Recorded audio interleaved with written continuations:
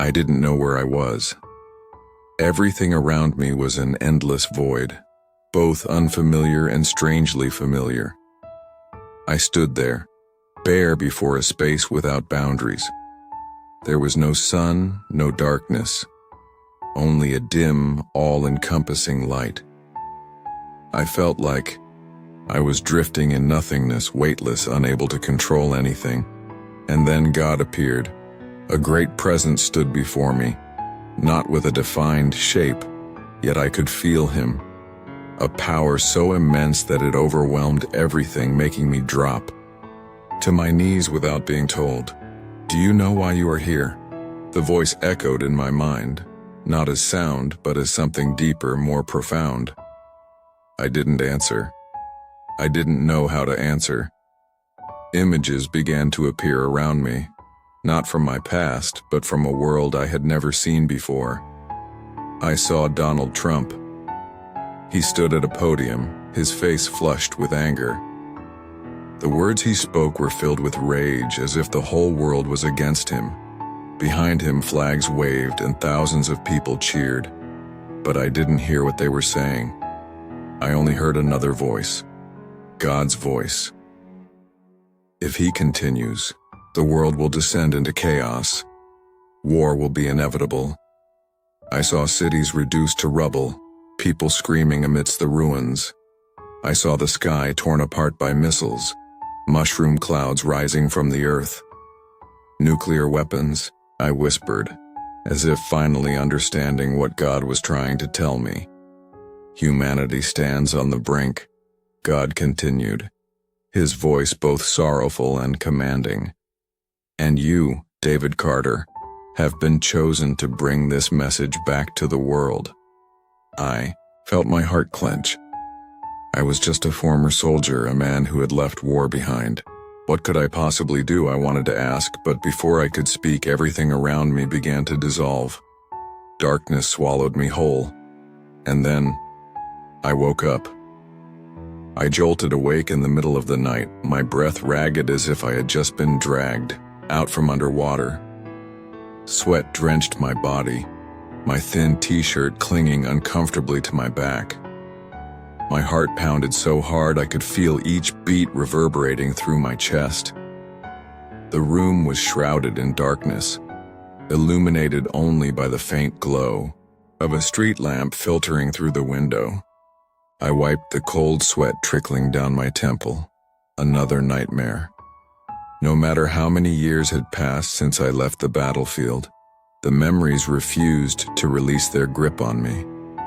They returned every time I closed my eyes, lingering like ghosts in my mind, reminding me of what I had done, of what I had lost. The dream always began the same way. Iraq. The scorching heat pressed down on me, suffocating. The dry air burned my throat with every swallow.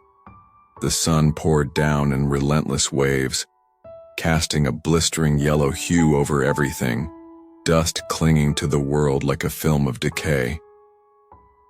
My platoon moved cautiously through a ruined street in Fallujah. The skeletal remains of buildings stood in eerie silence, pockmarked with bullet holes as if swallowed by a firestorm. War's wreckage lay scattered everywhere, burnt-out vehicles, shattered signboards, walls stained with old blood, not a single person in sight. No sound except for the crunch of our boots against loose gravel. I tightened my grip around my M4, a familiar unease crawling under my skin. I knew this feeling well. This wasn't peace. This was the silence before the storm. "Don't like this," someone whispered over the radio. Neither did I. No one did. We pressed forward step by step, eyes scanning the buildings, ears straining for the slightest sound. And then, boom! The ground exploded beneath us. A deafening blast tore through the air, flinging debris skyward. The force hurled me backward, slamming me onto the pavement. My vision went white, my ears ringing from the shockwave. Disoriented, I gasped for air, my pulse hammering in panic. Screams. Gunfire. The acrid scent of gunpowder filled my nose. I struggled to my feet amid the swirling dust and smoke, my head spinning, my body trembling. Ambush! Ambush! The shout cracked through my radio. I looked around, my platoon was under attack. Figures emerged from the crumbling buildings, AK-47s raised, gunfire erupting in rapid bursts. I lifted my rifle by instinct, my finger pulling the trigger in a frenzied rhythm. The sharp staccato of my weapon blended into the storm of bullets, engulfing the street. I wasn't thinking, I wasn't feeling. I was only reacting. Shoot or be shot, kill or be killed. And then I saw them. The civilians. A middle-aged man clutched a small child to his chest, his eyes wide with terror. A woman crouched on the ground, hands covering her head, her mouth open in a scream I couldn't hear over the gunfire. A boy, no older than 10, trembled behind a burning car, his dark eyes filled with fear. The innocent. They shouldn't have been here. From the corner of my eye, I caught movement. A figure darting out from a crumbling house, something glinting in his hand. My body tensed. I didn't hesitate. I didn't think. I just saw him running toward us. I just saw the flash of metal. A grenade. I shouted into the radio. I aimed. I fired. I gave the order, and then it was over. I shot up in bed, my entire body shaking. My breath came in ragged gasps, my pulse erratic. The room was still as quiet as before, but inside me a storm raged on.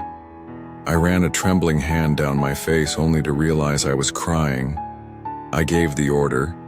I didn't know how many people I had killed in that war. I didn't know how many innocent lives had been lost because of my decisions. But there was one thing I knew for sure. I was no longer the young patriot I once was. The war had ended, but it had never truly left me. It clung to me, persistent, inescapable, a curse I couldn't shake. I exhaled shakily, burying my face in my hands. It was going to be another long day. I couldn't escape it. The nightmare clung to me the entire next day, like a shadow haunting my every moment. The memories of Iraq had never truly left me, but some days they crushed me in a way I couldn't bear. Today was one of those days. I couldn't focus. I tried. I drank coffee. I turned up the radio in my car. I rolled down the windows so the cold air could slap me awake. But nothing could shake the images from my mind. The deafening explosions, the fire, the blood, the terrified eyes of that child behind the burnt-out car. My hands tightened around the steering wheel. "Where are you, David?" I asked myself. Are you in the present, or are you still trapped in the past? The car rolled along the highway on the outskirts of town. There wasn't too much traffic at this hour. The sun was setting, painting the sky in hues of fiery orange, reflecting off the asphalt like a shattered mirror. I blinked, the glare from the rearview mirror stinging my eyes. I pressed the gas pedal a little harder. "You can't keep going like this, David." I tried to reassure myself, but I couldn't. My body remained tense. My mind kept slipping back into the past. I glanced at the rearview mirror, and for a split second, I saw it. Not a quiet highway, not the cars passing by, but the battlefield. It flashed before my eyes, a scorching heat, screams, dust swirling through the ruined streets. I saw myself younger, dressed in uniform, gripping my M4 rifle tightly. I saw the soldiers beside me, their mouths open, shouting something I couldn't Here. Then came the blaring of a car horn. 1 second too late. One fleeting moment of distraction. Blinding headlights. A thunderous crash. The world spun violently. It felt like I was ripped from my body, thrown into an endless void. A sharp pain shot through me, but then it faded just as quickly. Instead, I felt weightless. No burden, no pressure. I opened my eyes and I saw my own body lying motionless amidst the wreckage. There was no more sound of impact, no shattered glass, no screeching tires against the pavement. There was no more pain. Where was I? Around me stretched an endless expanse without a beginning or an end. Nothing followed the laws of physics as I knew them. No gravity, no breathing, no heartbeat. Yet, I still existed. I looked down and saw myself, or rather another version of me. No scars, no exhaustion weighing down my shoulders. I felt light, unburdened, as if every weight I had ever carried had been lifted. And then the light appeared. A radiant light, not blinding but gentle, like an embrace wrapping around me. It was unlike any light I had ever seen on earth. It wasn't just light but warmth, understanding, and a love so profound that words could never capture it. I didn't see him right away, but I felt him. A voice resonated, not through sound but directly into my soul. "David, you have arrived." I froze. It was not an unfamiliar voice.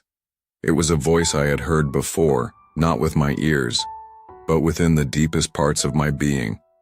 The voice I knew belonged to God. I fell to my knees. Not out of fear, but because I felt so incredibly small before his presence. Am I dead?" I whispered, though I wasn't sure if I had spoken aloud. "No, not yet."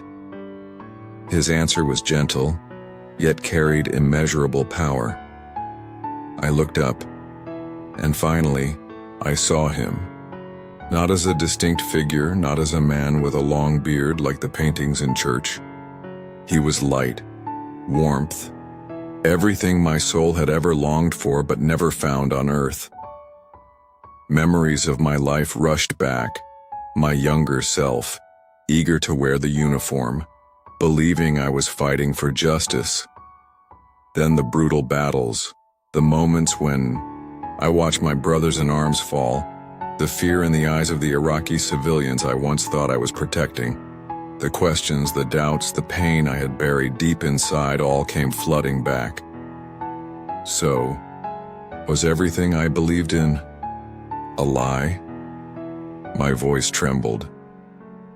God did not answer right away. Instead, he reached out, perhaps not a hand, but his light, toward me. And instantly, I saw Earth from afar, a small yet radiant sphere in the vast cosmos.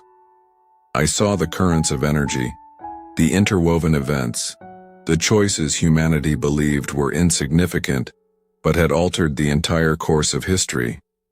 I saw war, not just Iraq, but countless other wars. Afghanistan, Vietnam, Korea, the world, wars. I saw soldiers like myself once believing they were heroes, only to realize they were mere pawns in a vast political game. And then, I saw the present. A grand, opulent room, golden chandeliers reflecting against the walls. A man with disheveled blonde hair, his face red with anger, shouting at someone. I recognized him instantly, Donald Trump. God had shown me the future. His words, his decisions, his policies were like ripples spreading outward, pushing the world closer and closer to the brink. I saw tense meetings, emergency broadcasts, nuclear weapon tests. I saw children crying amidst rubble, families torn apart by war. I saw desolate fields, cities covered in ash. I saw the world fall. I spun around, my heart pounding, though I knew my physical body was no longer here. No, this can't happen. There must be a way to stop it. There is. God's voice remained calm, yet I sensed the gravity of his words. What is it? I demanded. God looked at me, or perhaps he had always been looking at me since I arrived. Speak to the world. Warn them before it's too late. My heart grew heavy. I remembered stories of people who had near-death experiences. Some saw heaven, some reunited with loved ones who had passed. But I had been given a mission. I clenched my fists. But who will believe me? A failed soldier, a man scarred by war, I am no one. God remained gentle. You do not need to be anyone. You only need to speak. I bowed my head, feeling the weight of those words pressing upon my soul. But at that moment I understood that I had no other choice. I had to return. I had to deliver this message. Whether anyone believed me or not, I could not stay silent. Light was gone. The warmth that had embraced me had vanished. The voice of God no longer echoed in my mind. Only darkness remained. But I knew I was still here. A strange sensation enveloped me, like I was trapped between two worlds. I was no longer standing in that sacred realm. Yet I hadn't fully returned to my body either. I tried to move, but nothing happened. I tried to open my eyes, but all I saw was an endless void. Then I heard the first sounds. Distant, muffled, as if people were speaking in a room far away. No pulse, and we've lost him, haven't we? A voice, then another. The beeping of machines. The urgent, anxious chatter of people. They were talking about me. I was clinically dead. But I couldn't die. Not now. I had a mission to fulfill. I had to go back. I willed myself to move, to drag my soul back into my body. Pain surged through me like a tidal wave. Nerve endings that had gone silent suddenly roared back to life, burning like fire. I felt my chest expand, my lungs struggling to take in air. The machines beeped frantically. Someone shouted, "He's back. His heart is beating again."